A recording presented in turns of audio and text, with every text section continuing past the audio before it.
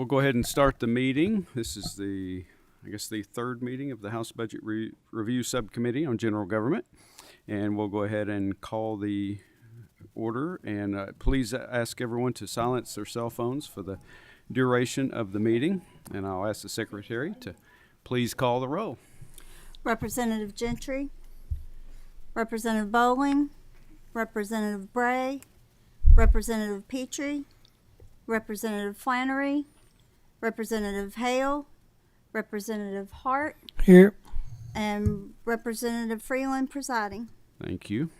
And ask for approval of minutes. Make a motion. Representative Hart? I'll second I'll that. make a motion. I'll second that. All right. Well, we're proud to have with us from the Department of Agriculture some guests with us this morning, and our old friend, former Representative Brandon Reed, and some guests. And I'll ask them to introduce themselves, and I'll let you begin as soon as you want. So just introduce yourselves and go ahead. Thank you so much, Chairman Freeland, and it's good to be in front of you all. So very familiar faces, very familiar terrain, and appreciate you all meeting with us and getting us in after you all filed. Just got through filing HB 500 for the Commonwealth of Kentucky with Chairman Petrie's leadership, and then your all's input and leadership in the budget process is second to none. I truly appreciate y'all's attention and everything that you all bring to the table. And I'm Brandon Reed. I'm the Executive Director of the Kentucky Office of Ag Policy, here representing the Kentucky Department of Agriculture today. Commissioner Shell sends his greetings. As y'all know, he is traveling the bluegrass state today and making sure that agriculture has moved forward one conversation handshake at a time. But I got some very good friends with me. I got Miss Lee McIntosh. She's the Executive Director of Admin. And I also got Mr. Mark Bowling. He is our Chief of Staff at KDA. And if y'all want to say a few words on your all's behalf, you're more than welcome to. Hi, thank you so much for having us today and looking at all of our budget information. Thanks for having us on this cold day. We appreciate y'all's hard work. I know it's a tough budget process that we're going to be going through, and we just want to let you hear what we have to say about the Department of Agriculture and our needs, and we appreciate your time. Thank you. So we'll just jump right into it. We do have a little slide presentation to make it easier, make it a little bit visual. Of course, you know, we did our ABRs during the summer and going into the winter, and then we've met with you all several times, and you know, we've had discussions. You all know what our priorities are, and so we'll just kind of go over the priorities. There's just a general breakdown that Lee put together of our requested funds. The federal fund is 12%, restricted funds is 13%, general fund 34%. And then our tobacco fund, out of Master Settlement Agreement from the House Bill 611 in 2000, there's 41%. But that's just kind of a general visual, just so you all can see how our breakdown is on those categories. I'll let Lee go into these numbers a little bit, but these are just the fiscal year 27 and 28. These are the requested amounts in each category. And then after this, we'll jump into the very specifics, if that's okay with you. These numbers they start with salary and then add in all of our expenses. These are the numbers that we requested that included our additional budget request. We start with the baseline and then add in the additional. That's what these numbers are. We did request a capital project for 2 large scale trucks. I looked back and it looked like those trucks were purchased. Their model numbers year 2002 and 2006. So they're just really old pieces of equipment that need to be replaced. They're becoming less and less reliable, and the expenses to repair those are becoming quite excessive. And I think that's the basis of how these numbers came about. If you have any questions, please ask me. And then that general tobacco money, that's state money and county money combined. So there's, as you all know, that's split up. So 50%, at least 50% gets allocated from the Master Settlement Agreement. It goes to agriculture. Of that 50%, there's some line items like Raising Hope. There's some different conservation gets some money out of that. But when it comes to us, but that's broken down again. Then it's broken down 65%, 35%. So 65% comes to the state board.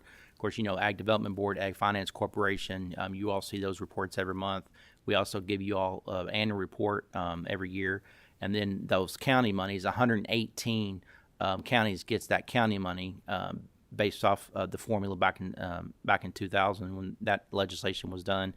And then Knott County and Pike County doesn't receive any county money because they didn't have no Burley tobacco bases at the time. Now, what the state board has done is every year they allocate at least $30,000 to those counties that don't receive at least $30,000. So those two counties do receive money for their county programs. It's just that the state does that. So anyway, that's all included into that account. And then continuation line items that you all have graciously done over the years, and a continuation from that from the 24 session that we're in now. So those continuation items. So those first two things are already in House Bill 500. So they're in there. We just ask that you keep those items in there. They're already in there. The farm to food banks, we're fine with the reduction that come down from that, just because farm to food banks and the Kentucky Rural Mental Health, Suicide Prevention, and Farm Safety, they're both tobacco items. So when you all apply the tobacco formula, there's less money that comes down every single year. So that's just applied to the formula.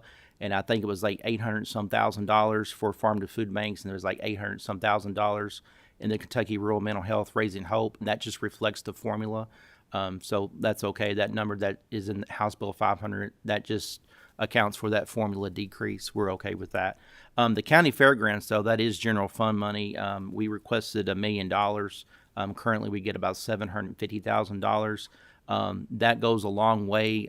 Those are county fair grants that we give out. It's a pass-through to us, and then we have a board that oversees those, and we try to go every year. Y'all seen an increase in that from the 22 budget to the 24 budget, and we truly appreciate that. If you can, just continue the $750,000, but we would request $1 million in that. That goes a long way into us getting into your all's communities, and the board does a really good job about making sure that those county fairs aren't repeated year after year. They go on a list, so once you receive the money, they have to wait several years. That allows all the other counties to get a shot at those grants, and I'm sure in a lot of y'all's communities, you've seen those grants go out anywhere $100,000 to different amounts, but usually it's about $100,000. So, and then Ag Economic Development Fund. Last year, you all set up the mechanism for that, and we had $5 million that came down in that fund. Just like to report, that fund is up and going. The board is up and going. Right behind me is Hunter. I've introduced Hunter Jones. I've introduced him before in a couple of meetings, but he is our Director of Economic Development there at the Kentucky Office of Ag Policy at KDA. We have a board meeting coming up in February. We have about 5 or 6 applications, so the application process is working fine. And we're ahead of schedule. Everything's on scale. We just ask if you all can give us another $5 million to put in that pot of money so we can continue that progress. These are additional budget requests that we made. These are some of the big items. I touched on economic development already, so I won't touch on that again. But one of our biggest areas is retention and recruitment. And I know I've talked to all of you all that sit on this panel, and I've talked to Chairman Petrie and the 2 vice chairs, Bray and Bowling. And retention and recruitment is very crucial to us, just so we can stay where we need to be with other state agencies. And I'll let Lee touch base on that. She has some figures and information for you all, so you all know how important this is. If you ask Commissioner Shell what is his number one budget request for this session, retention and recruitment is where that is. Thank you. Over the past 3 years, we have lost approximately half of our annual average filled positions. On average, we have 218 employees. Over the past 3 years, we've lost 108 employees. That's a lot of people to constantly retrain, and it's also difficult for us to recruit folks. Most of our staff does come in at entry level in merit positions, and that's just to kind of keep it fair between all of the offices and the employees in specific grades and job titles. we've had many people over the past few years turn us down for job offers. We've offered the positions, and they simply cannot accept what we can offer them. So those monies would go a long way to retain and recruit staff. We've lost staff to other agencies.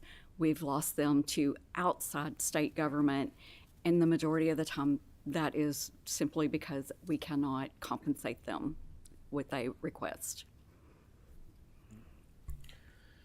And then that third item there is the EV, electronic vehicle charging station testing and inspection. So throughout the United States, the EV charging stations, as you all know, we provide a lot of services. One of those services is we check the quality and the amount of, when you go to the gas pumps, we make sure that the quality of the fuel is where it needs to be. We also make sure that the amount of fuel that you're pumping into your vehicle is the correct amount. If you pay for did I hit something again?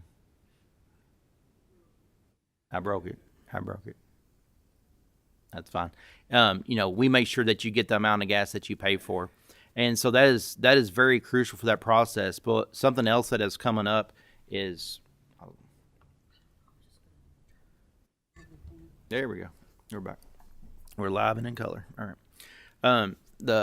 That process is nationwide. So now that we have these electronic vehicle charging stations, they need to be checked. So right now, just to kind of give you a kind of a ballpark, there's around 1,600 plus charging stations in Kentucky right now. None of those are being regulated. None of those are being checked. There is no consumer protection that is taking place right now in Kentucky. So that's very serious. In the United States, pretty much every state, the agency that checks those is the Weights and Measures Division, and that varies from state to state. But our staff is more than capable. They go to the national conference. We have our staff is ready to go. That number reflects what it would take to set that up. So we went ahead and I know you all was kind of searching, who needs to check these and how it needs to be done. We went ahead and kind of volunteered our agency. We know it has to be done nationwide. It kind of falls in Weights and Measures. That's where it is in Kentucky, is with the Kentucky Department of Agriculture. And so regulation and inspection is very important for consumer protection. And so that's what that reflects, is that amount to set up that program. So that's what that reflects. That's pretty much it. That's our big budget items. There was a capital project that was included that Lee needs to just discuss for just a second. As I mentioned, those vehicles they're just too old. We did request to purchase these with restricted funds, so we are not requesting additional general fund dollars. So it's basically using funds that are there in those programs already. And that pretty much covers our ABRs that was sent in. We do have some additional budget items that was turned into the Appropriations and Revenue Committee. One of those is the debt service on the DBACA sheet. We're asking for that to be paid off. I know I've touched base with you all a little bit on that. If you all can kind of consider that, it's getting lower and lower. It'd be a good time to pay that off, and then that money will flow through the DBACA formula and help everybody out, not only agriculture, but health and welfare and early childhood prevention. And then also, Speaker Osborne filed House Bill 417. That coincides with farmland preservation. That is a bill that kind of outlines a more or less a budget request. Farmland preservation is very important to Kentucky. We're losing thousands of acres a day of our farmland. This is a scenario that we was requested to kind of look at a program that we could create. So our Ag Finance Corporation, we have programs available. We have developed a program for farmland preservation, and all we need is the money for that. So we're ready to go. So we have an additional request in, and again, House Bill 417 by Speaker Osborne addresses that issue. So that's an additional budget request, not in the ABRs, but just on the side that would take care of that issue. So other than that, I talked about all the services, and we're kind of a collect all for the Commonwealth of Kentucky. So here's the programs, a lot of the things that we do, from motor fuels testing program, Weights and Measures, amusement ride, animal ag health, poultry operations, Office of Ag Policy. We have the Ag Development Board. We see the state side and the county side of that. We also have the Ag Finance Corporation, Office of State Vet, grain regulation. I'm not going to read them all to you all, but you all see the services that we provide to the Commonwealth of Kentucky. We're more happy to do that, but it takes resources to do that, and that's what reflects in our presentation that we just gave to you all. So thank you all so much and if you have any questions, just let us know. All right, thank you so much. Any members have questions? All right. Just couple of quick questions. On the pump inspections that you mentioned, do you receive the same reimbursement regardless of the number of pumps, I guess, or? So right now it is $100. I think it's per station. Yes. Yeah, Per so, station? I think it's per station, not per pump. Yeah. Okay. So it's $100 fee. So that's the mom and pop store with the 2 pumps is $100, and then the bigger locations is also $100. So if a Buc-ee's comes in, it's still $100. $100? Yeah. 3 days to do a bucket. Wow. Yep. Okay. And also on the retention and recruitment, you mentioned that you've lost like 100 plus employees over the last couple of years. And I know you can't put a cost to this, a dollar figure cost, but the time and energy spent, there has to be a dollar figure that would be pretty significant on the amount of time and energy and dollars spent recruiting and training those people over that time period. There is significant in training new employees and losing qualified employees. I do not have a number Yeah. for that loss today. Yeah, I'm that would sorry. that'd be hard to do, but okay. Any other members have questions? All right.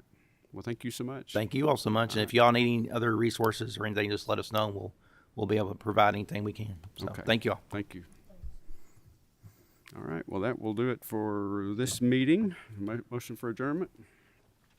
Sure. I'll second. All right.